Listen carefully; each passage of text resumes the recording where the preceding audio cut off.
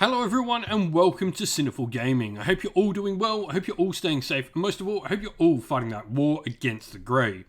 Today's video we're going to talk getting started with Warhammer Age of Sigmar. Today we're taking a look at the Kharadron Overlords and in particular the Barak Zilfin subfaction. Now in this video we're going to go through talk about the Barak Zilfin special rule. We'll then take a look at a couple of units we recommend to get started with for the Kharadron Overlords at Barak Zilfin before having a look at some other units we can use to expand upon those first couple of initial purchases. We'll then finally finish off the video with a little sample army list as a little bit of inspiration hopefully for you to create your own Barak Zilfin Kharadron Overlords army list for Warhammer Age of Sigmar. And so, with that said, the special rule for Barak Zilfin is pretty straightforward. It's called Magnificent Sky Vessels, and you get to pick one extra great engine work for your army.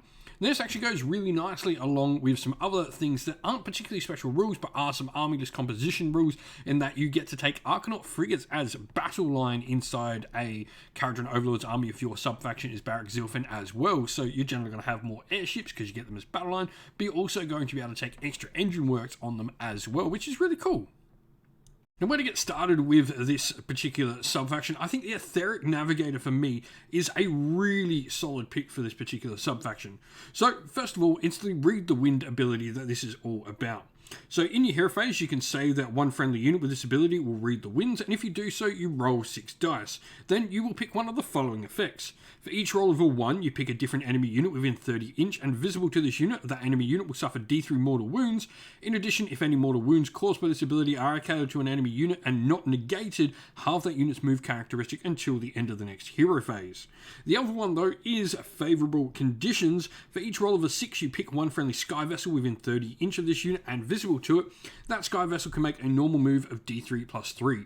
So straight away this has two good effects. First of all, our movement, getting boosted, getting free extra moves is just solid for our sky vessels, but also the other one, our opponents are already generally going to be slower and less maneuverable than a Kharadron Overlord's force, so being able to play around with rules and play around with your opponent's movement, negating it as well, is really powerful as well when you're already generally going to be outdoing them.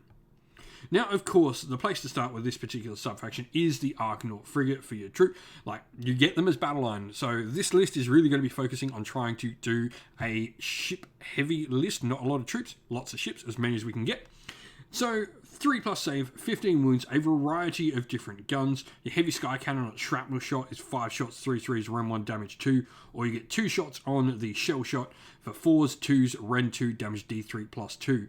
You can also take the Heavy Skyhook, which is damage D6, but it is just 2 shots, and it doesn't have the shrapnel option, but it will do some extra damage to monsters and potentially snag them and drag them towards you as well. Now, the frigate is a transport model as well. It can carry 12 Skyfarer units, and it's also an assault boat where it can do some mortal wounds when it charges, but also when it charges, any units embarked upon it will automatically disembark and get always strikes first in combat. Now, if we're looking at where else to go, obviously we really want to make those frigates the central focus of our army. So another character to potentially look at is the Archanaut Admiral. So his big thing is, first of all, he can pick one of the ironclads or frigates in our army to be his flagship, where once per turn, this unit can issue a command to its flagship without a command point being spent.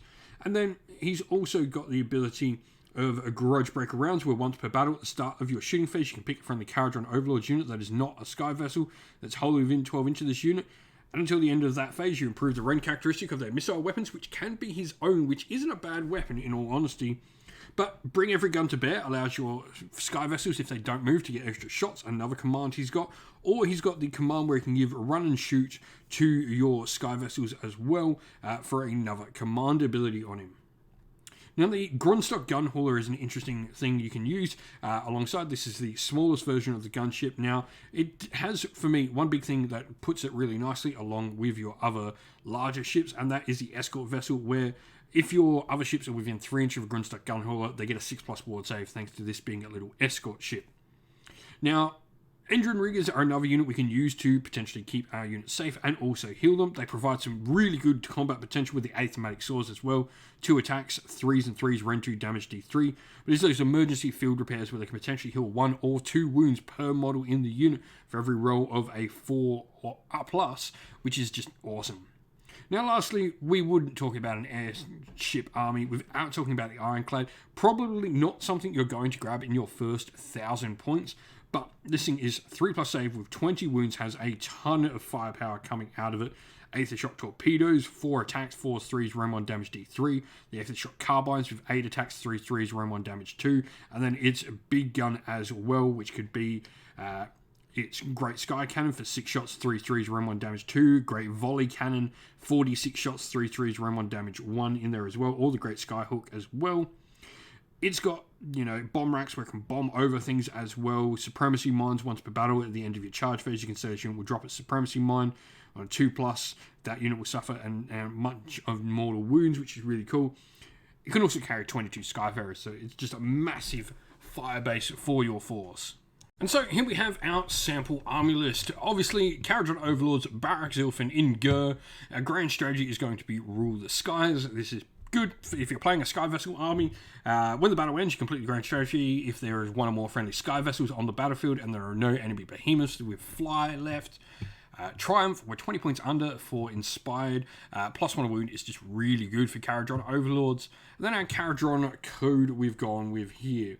So first of all, we've obviously gone with Master of the Skies for +2 movement on our Sky Vessels.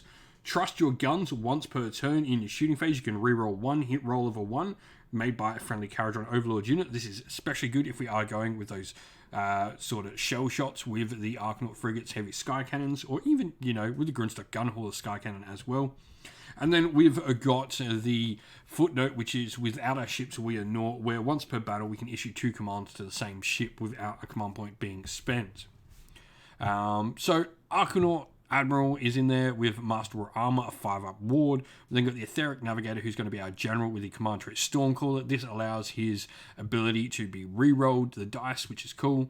And then Fueled by Gurish Rage. We can't get the second artifact in there, but Fueled by Gurish Rage gives us the potential to come back alive. And then Battle Line 2 Archnaut frigates with heavy sky cannons, a Grunstock Gunhauler with sky cannon. Great engine work wines. We've gone with Malefic Sky Mines on the Archnaut frigate here for some mortal wounds, and then the Zombicorp Debt Seller Spar Torpedo on the Gunhauler. Everything is wrapped up in a battle regiment for a 1-drop force. Fun little Skyfarer army. If you've got some ideas on a ship heavy army, let us know down in the comments below. Well, that's the end of the video. We hope you all enjoyed. If you did, please don't forget to leave a like and subscribe to the channel if you haven't already. And also drop a comment down below letting us know what you enjoyed about the video.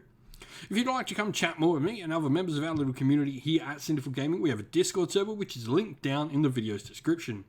Also linked down in the video's description are the best ways to help support the channel, either by Patreon, YouTube members, or by grabbing yourself some merch from either our Ko-fi or Teespring stores. All of those things are linked down in the video's description. As a special thank you to everyone who does support us via Patreon and YouTube members, we'd like to give you all a shout out. So thank you to our Patreons, Christian Weir, Soren, Kenny Lowe, Outer Shot First, Andrew Bowen, The Rising 8, Pure Dynamic, Anthony B, JJ Austrian, Average Wargamer, Domir, Mark Harvey, James Cater, Benjamin Swallows, Red Martin, Iron Grinch, Nicholas Colomos, Colorblind Magic, Daniel Everington, and Andy C. And to our YouTube members, Green Roots Gaming, Ronya, Lock Lorick, The Johnny 84, David Ellsworth, Wolfric Nick, Broken Chef, Ariana Edwards, Revenar, Pink Nico Fire, Robin Mankiller, Monty Stabletop Terrain, John Castle, Davis Weir, James South, James Tillman, Dylan Marino, Gargamel 196, and Disco. Thank you all so much for your support, and special shout out to Lady Witchfox Art, who does all the amazing artwork for the channel, and to everyone who helps run the channel, whether that be on the Discord server as our mods, on our live stream mods, or the guys that come around and help provide the battle reports for you all to watch. Thank you all once again, everyone. Stay safe, stay well, and most of all, keep fighting that war against the Grey. Ciao for now.